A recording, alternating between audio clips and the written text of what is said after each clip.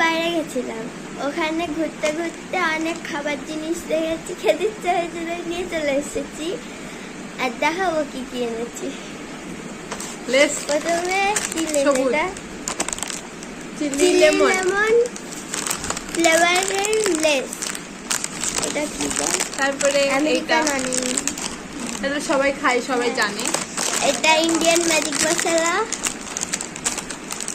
Potato cracker, এটা ভালো লাগে খেতে। একটা এই যে ললিপপ। রোজ রোজ রোজ রোজ রোজ ললিপপ।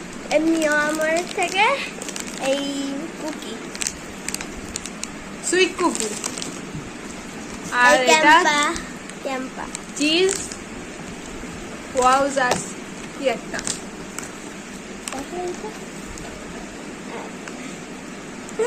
এটা মিনি বার্গার।